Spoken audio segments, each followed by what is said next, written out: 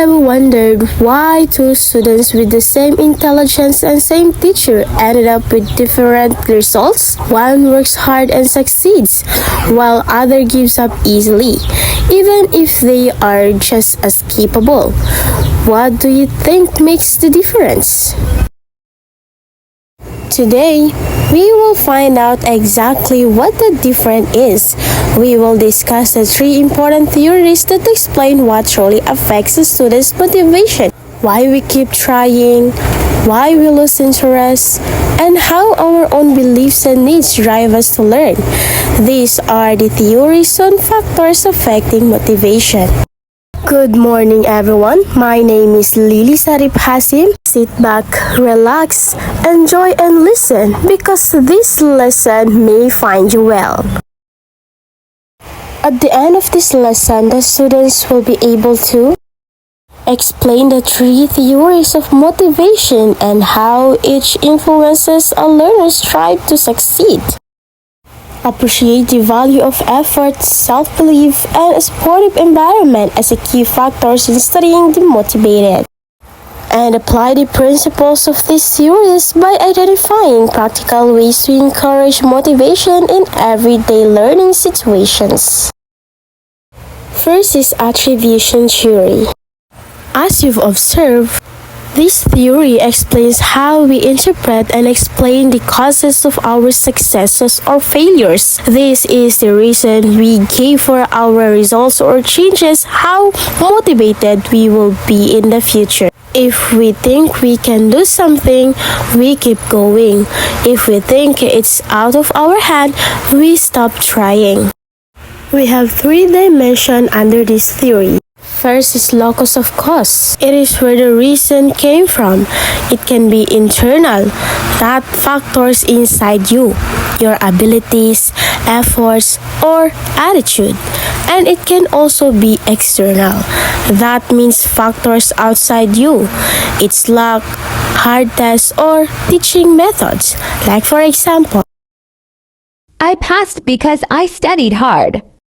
I failed because the exam was too hard. next is stability. Whether the cause is fixed or changeable, it can be stable, does not change easily, because it can be inherited ability or fixed task difficulty. And it can also be unstable, means it can change over time because of amount of effort, study habits, or even luck. Example: I am naturally good at math. I got a low score because I only studied for 10 minutes. And the last one is controllability. This is whether the person can influence it. Controllable because within one's power. It can be effort or time spending. And uncontrollable because it can be beyond one's control, like natural talent, luck, or difficulty of the lesson. Like for example, I can study more hours for the next test. This topic is just really hard for everyone. see, that's why every reason affects our outcomes. But how it affects the motivation? Higher motivation occurs when students link the results to internal, unstable, uncontrollable factors like, most importantly, effort, because they believe they can improve. However, lower motivation happens when they blame external, stable, or uncontrollable factors like, I failed because the test was too hard, or I'm just not smart enough. In short, students feel more eager to learn when they see the results come from things they can change and control, like how hard they try. They know they can do better, so they keep going. However, students lost interest and stop trying when they blame things they cannot fix, like hard tests or not being smart enough. They feel nothing they do matters, so they give up. Next is self-efficacy theory. This theory proposed by Albert Bandura. Self-efficacy is a person's beliefs in their own capability to organize and execute actions that is needed to succeed in specific tasks.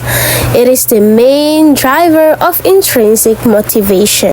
Self-efficacy is your own strong belief to finish and succeed at these tasks. It is not just about being skilled.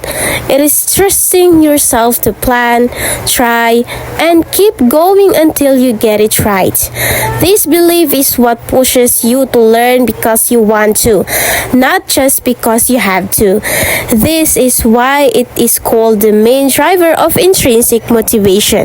We have two levels in this theory. First is high self-efficacy learners. They accept challenging tasks. They do not run away from difficult tasks but choose to face them bravely. They look at hard work as great opportunity to learn new things and grow. They believe that taking on challenges will help them become much better learners. They do not worry too much about making mistakes along the way. They trust that they have enough ability to handle whatever comes next. They expend high effort when faced with challenging tasks. They give their full attention, time, and energy to every task they need to do. When the lesson becomes tricky, they decide to work even harder instead of slowing down. They truly believe that more effort will lead to better result in the end. They do not mind spending extra hours just to understand the topic fully, because they know that success does not come without putting in the necessary work. They persist when goals aren't initially reached. They do not quit right away when they face problems or do not understand something. They keep trying different methods until they finally find the right answer. They treat small struggles as normal steps on the path to learning. They stay patient with themselves even when progress feels very slow, because they know that keeping going is the only way to master difficult skills. Believe they can succeed. They firmly believe that their own choices and efforts shape how well they perform.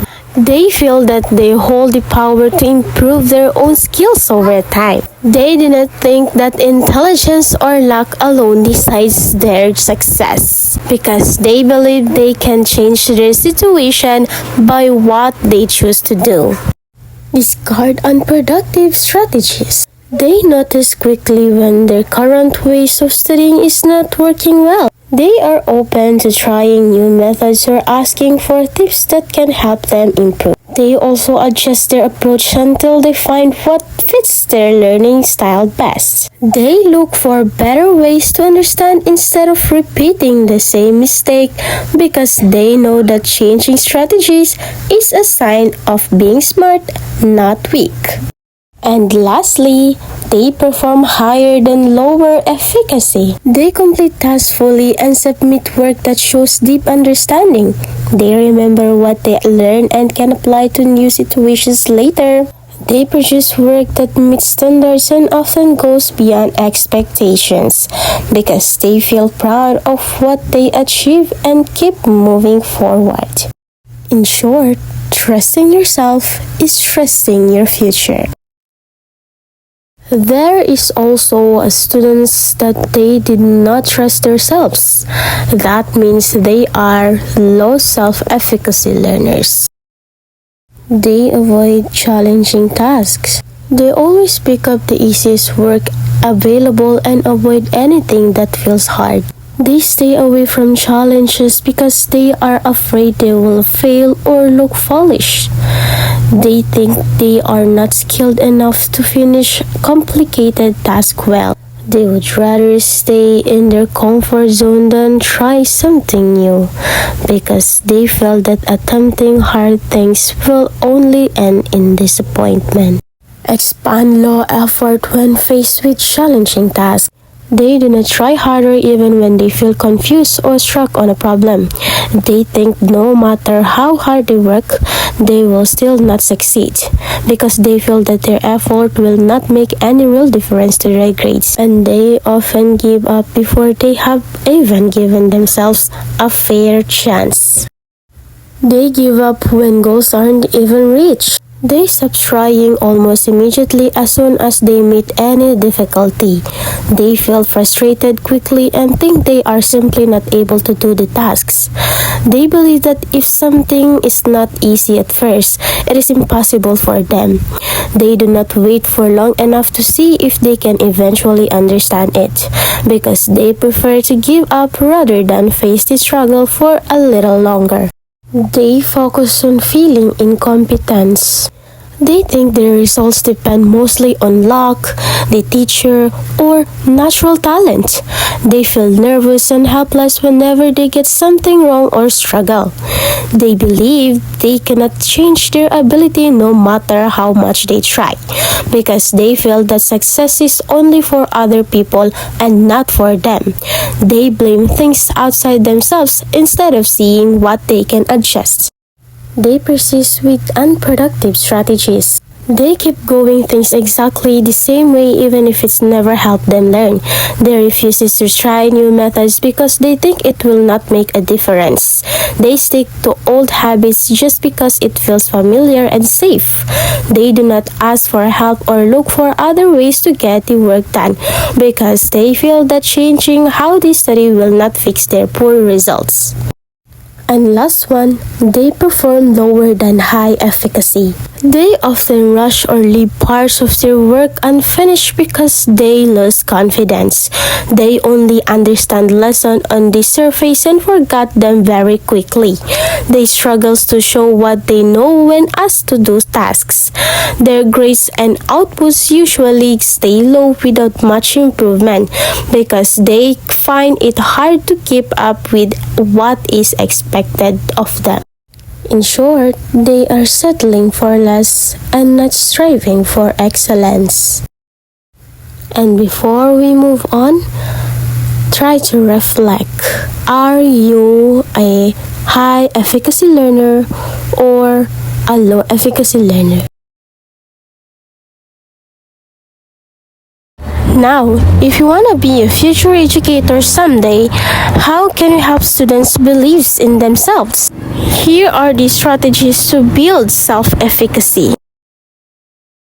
Number 1, master basic skills first. Ensure students understand foundations before moving to harder lessons. Make sure students fully understand simple topics before moving to harder topics. If they know the basic well, they will feel ready and confident to tackle more difficult work. Number 2, show visible progress. Help them see how much they have improved. Help students clearly see how much they have improved since they started. Number 3, express confidence. Use encouraging words and positive body language. Tell students you believe in them, and use kind words and positive actions. When they feel trusted and supported by you, they start trusting their own abilities too.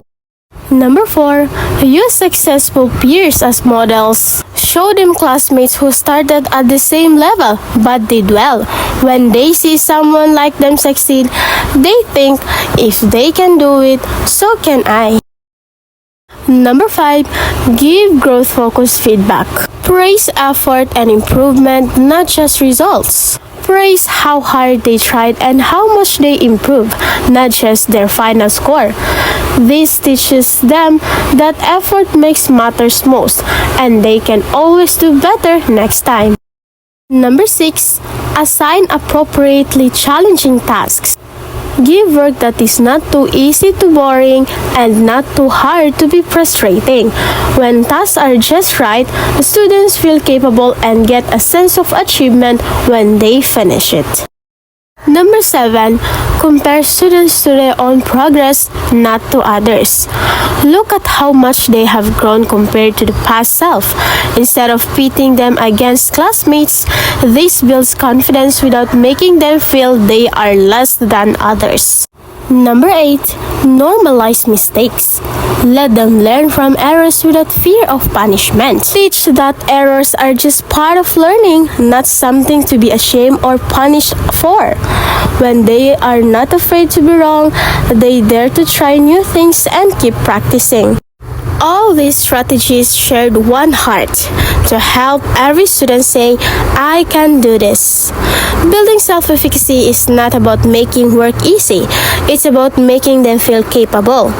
When you guide them well, celebrate their effort, and keep them safe to try, you do not just help them learn lessons. You give them the confidence to keep growing even when things get hard. That is the greatest gift you can give a learner: trust in their own ability. And now, let's proceed to the third theories and factors affecting motivation. The choice theory. This theory is developed by William Glasser and expanded by Bob Solow. It stated that all human behavior is driven by the inner need to satisfy 5 basic innate needs. We choose our actions to meet these needs. This theory says everything we do, every action, choice, or behavior is picked by us, not forced by others. We do not act because of rewards, punishments, or pressures outside.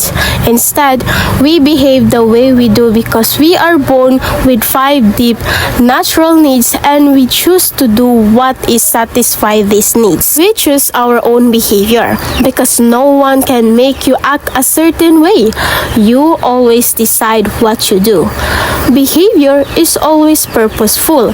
When a student acts out, skips work, or tries hard, they are doing it to fill a need they feel is missing. Needs come from inside. These needs are part of human being. They do not change from one person to a person. Let me clear this thing. Choice theory changes how we look at students. It tells us that no child behaves badly just to be naughty. Every choice they make, whether good or hard to handle, it is their own way of trying to meet one of their 5 basic needs. So instead of asking, why are they breaking the rules? We can ask, what need are trying to feel right now? That is how we truly understand and help them. Let's take a look those basic needs one by one. Firstly is survival. This is our most basic built-in human need: to stay alive, keep healthy, feel free from harm, and have enough food, rest, and physical comfort. It is very first thing our brain checks before we can focus on anything else. Let's examine these examples. I feel safe in this classroom. No one will hurt me. I ate breakfast, and I am not tired or hungry. I am scared of being bullied. I skipped lunch, and I feel weak or sick. See the results? This is the foundation of learning. If a student is hungry, tired, hurt, or afraid, their brain switches to survival mode. They will have no energy left to understand or participate, no matter how well you teach. They will only relax and learn once this needs is fully met. Number 2, belongingness or connection. It's about feeling accepted, valued, and part of a group or community. We are made to be with others. This need is about feeling truly seen, heard, accepted, and cared for. It means knowing you have a real place in the class even when you make mistakes or struggle.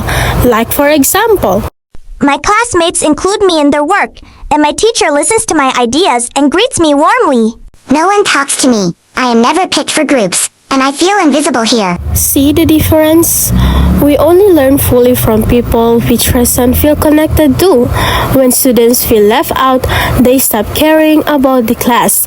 Bad behavior is often just their way of saying, please see me or let me belong. Once they feel they fit in, they open up completely to learning. Number 3 is power or competence. This is about gaining mastery, achieving goals, and receiving recognition. This is not about being the boss. It's about being capable, seeing your own progress, and knowing your effort matters. It means believing you can learn new things and do meaningful work that gets recognized. Like for example, This was hard at first, but I kept trying, and now I can do it. My teacher praised my improvement. I always get it wrong, no matter how hard I try, and no one notices what I do. see the difference?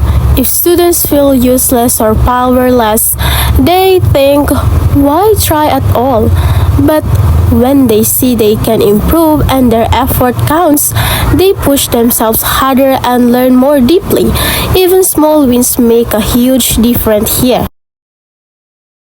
Number 4 is freedom. Having a choices and autonomy within safe and responsible limits. This is not doing whatever you want.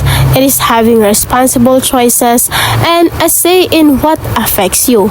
It means you are not just following orders all the time, and that you can decide how to do your work within fair rules. Like for example, I can choose my project topic and pick between making a poster or a video to show my work.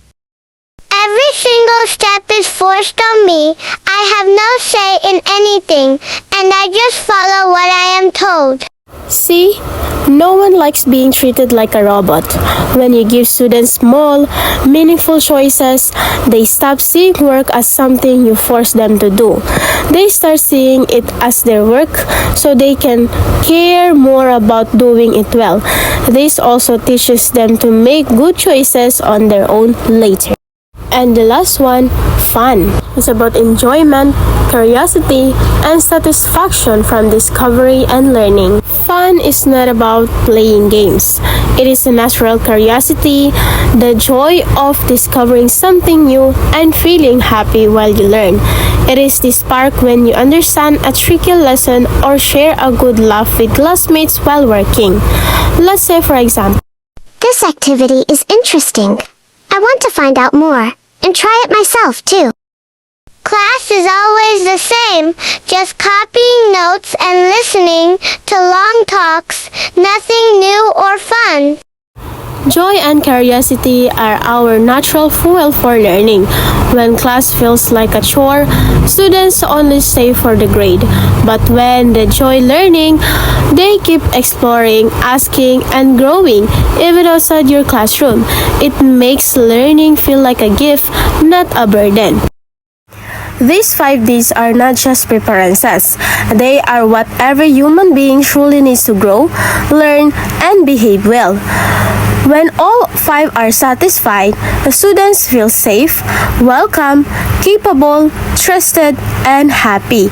They listen, cooperate, take on challenges, and learn deeply without needing rewards or threats.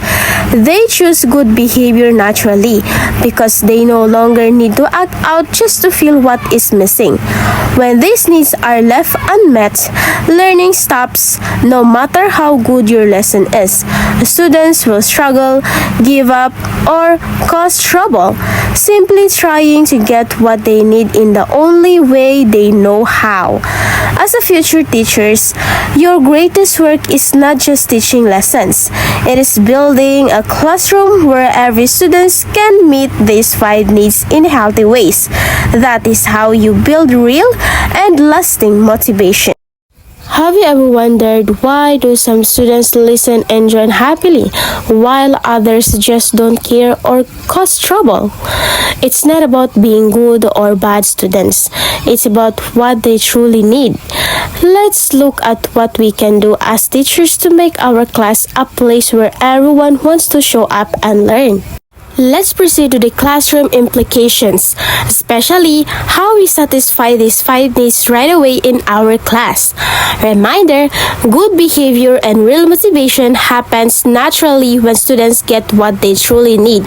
So, here are the simple, practical ways we meet each need.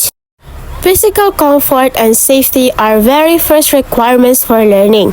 When the room is too hot, too cold, messy, or noisy, students use all their energy just to cope with their surroundings instead of listening. A safe place also means no fear of bullying, teasing, or accidents. So, they feel calm and at ease. Like for example, fix broken chairs, keep walkways clear, open windows for fresh air, and set clear rules against pushing or hurting others. Number 2, allow short breaks for water, restroom, or rest. Children and teens cannot stay focused for hours without pause. Their bodies and brains need small moments to recharge, so they do not get drained or distracted by physical needs. Short breaks also help them avoid restlessness or fidgeting. Like for example, after 30 to 40 minutes of discussion, give 2 minutes stretch break or let students ask permission to drink water or use the restroom anytime. Number 3, make rules clear so no one feels anxious or afraid. Confusion causes worry. When students do not know what is allowed or what will happen, they feel nervous and unsure. Clear, fair rules move fear and help them feel secure about what to expect every day. Example, post simple rules on the wall like raise hand to speak and respect everyone, and explain what happens if rules are broken so no one is surprised. Number 4 is greet every student warmly and listen to their thoughts. A simple greeting shows you can see them as a whole person, not just a name on your list. When you listen to their ideas, even if they are not perfect, you tell them your voice matters here. This builds trust and makes them feel they truly belong. Example, saying good morning Anna, how was your weekend? And when they share their idea, that is interesting thoughts. Tell us more about it. Number 5, use group activities so no one will feel left out. Humans naturally want to be a part of group. Working together helps quiet students feel supported and helps outgoing students learn to care for others. It also prevents feelings of loneliness or being ignored. Example, assign mixed ability groups for tasks and give every member a specific job so no one sits idle or is excluded. Number 6, treat all students with equal care and respect. Favoritism hurts everyone. When students see you treat everyone fairly, whether they are smart, quiet, or struggling, they feel safe to be themselves. It also teaches them to respect their classmates too. Example, call on both shy and active students, praise effort from everyone, and never make jokes about students' mistake or background. Number 7, praise their effort and improve, not just scores. When you only praise the high grades, students think they are good and not perfect. But praising effort shows them hard work, what makes you grow. This builds a mindset that they can improve over time. Like for example, instead of saying great job, say I am proud of you. You keep practicing even when it's hard, and look how much you get better. Number 8, start with simple lessons before moving to harder work. Success builds confidence. If you jump straight to difficult topics, student gets lost, and mastering easy steps first gives them the confidence to take on bigger challenges. Like for example, teach how to add single numbers first before moving to addition with carrying, or teach simple words before asking them to write full sentences. Number 9, give them small roles like group leader or helper. Having a role gives students a sense of purpose and shows you trust them. It tells them feel capable of contributing to the class, not just following the instructions. Example, letting them to lead the group report, collect worksheets, check attendance, or help explain a step to a classmate who is confused. And number 10, allow them to decide the order of tasks within limits. Small choices teach responsibility and independence. It shows you respect their judgment and help them learn to manage their own time. Example, say, you may answer the activity first, then copy the notes, or copy the notes first, then answer. Just finish both before the bell rings. All these practices shared one simple truth. We do not need to force, reward, or threaten students to behave or learn. When we satisfy the 5 basic needs, we create a classroom where students feel safe so they can focus instead of worrying. They feel welcome so they can trust and open up. They feel capable so they dare to try hard. They feel trusted so they take responsibility for their work. And they feel happy so they can stay curious and eager to learn. As a teachers, our most powerful tool is not strict rules. It is building a space where every student feels they belong, they grow, and matters. To further deepen your understanding and learning, let's make a summarization. First is attribution theory. This theory explains how people interpret and explain the causes of their successes and failures. These explanations directly shape their future motivation. Under this theory, we have 3 dimensions. Firstly is the locus of cause. Locus of cause is where the cause comes from. It can be internal, those factors inside the person, like their ability, effort, or attitude. And it can be external. Those are factors outside the person. It can be luck, teachers' methods, or test difficulties. Next is stability, whether the cause is fixed or changeable. It can be stable, means does not change easily, because it can be inherited ability or fixed tasks difficulties. And it can be also unstable, means it can change over time. It can be amount of effort, study habits, even a luck. And the last one is controllability, whether the person can influence it. It can be controllable. That means within man's power. It can be effort or time spending studying. It can also be uncontrollable. It beyond one's control, like their natural talent, luck, or difficulty of the lesson. Number 2 is self-efficacy theory. It is proposed by Albert Bandura. Self-efficacy is a person's beliefs in their own capability to organize and execute actions that is needed to succeed in specific tasks. It is the main driver of intrinsic motivation. So the students can be a high self-efficacy learners or a low self-efficacy learners. And number 3, choice theory. It is developed by William Glasser and expanded by Bob Solow. It states that all human behavior is driven by the inner need to satisfy 5 basic innate needs. We choose our actions to meet these needs. And those needs are survival, belongingness or connection, power or competence, freedom, and fun. Survival is about physical safety, health, food, rest, and comfort. Belongingness or connection is about feeling accepted, valued, and part of a group or community. Power or competence is about gaining mastery, achieving goals, and receiving recognition. Freedom is having choices and autonomy within safe and responsible limits. And number 5 is fun. It's about enjoyment, curiosity, and satisfaction from discovery and learning.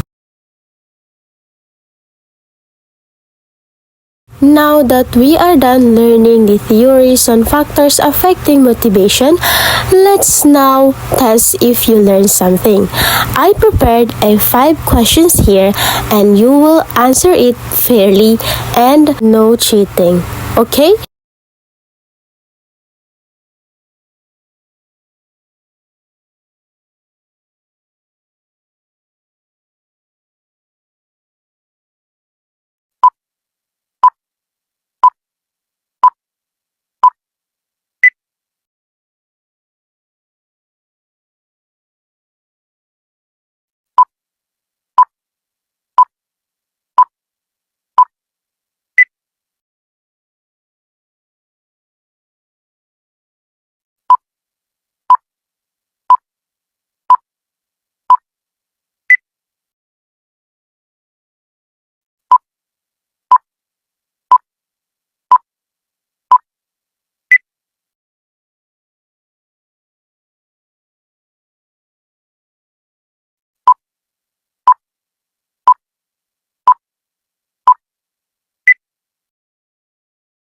Great job! How many did you get right? Whatever your score is, that is completely okay.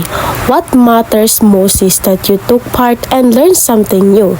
Before we end this lesson, I want you to leave with these thoughts. You don't have to be perfect to be amazing. Your effort matters more than your score.